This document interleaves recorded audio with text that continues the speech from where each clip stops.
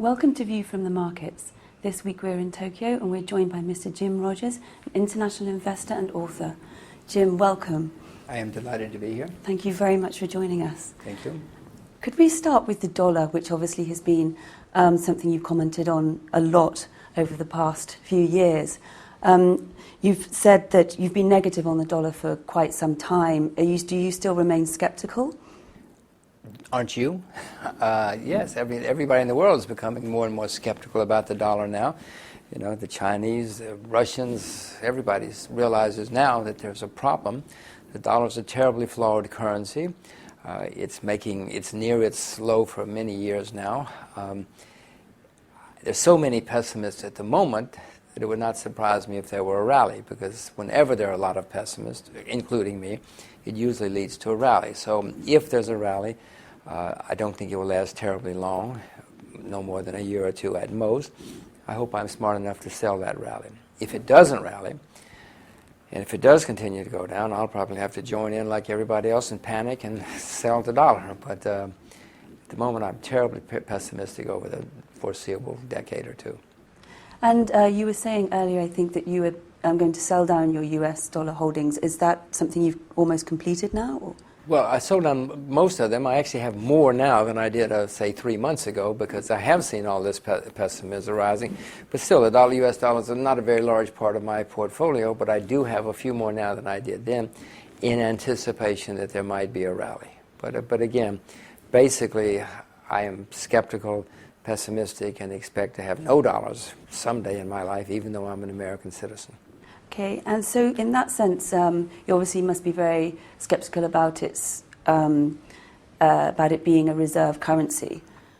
Oh yes, I mean, many people are now saying, what are we going to do? The Chinese have suggested special drawing rights.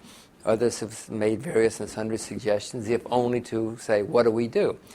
America's enemies are starting to use other currencies, as you know. The Venezuelans are using the euro. The Iranians are using the yen.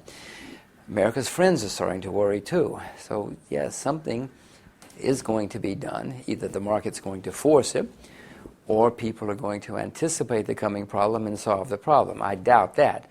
The world is rarely that smart, especially bureaucrats. So the market will probably force a solution on all of us in the next few years. Can you see what that might be? If the U.S. fell into the sea today, it would be the euro, because there's nothing else. 20 years from now, it might be the renminbi.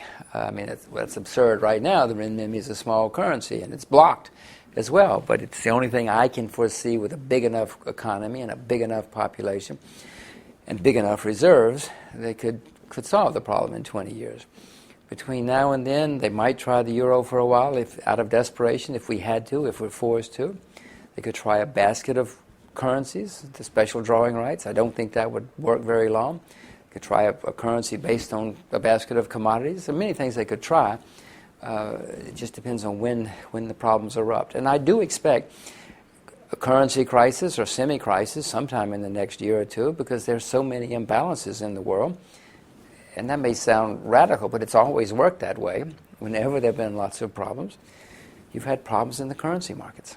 And when you say a currency crisis, what could you go into a bit more detail on what that might, how you envisage that? If you were Icelandic, you would know what a currency crisis is. It was 2 or 3 years ago, your currency collapsed, and you lost everything, or much of what you had. If you were Latvian, or some other current countries here in the past, this is not something in ancient history out of textbooks. This is something that's happened recent in the last 3 or 4 years. There have been some small currency crises going on, but what happens is some currencies will just totally lose value.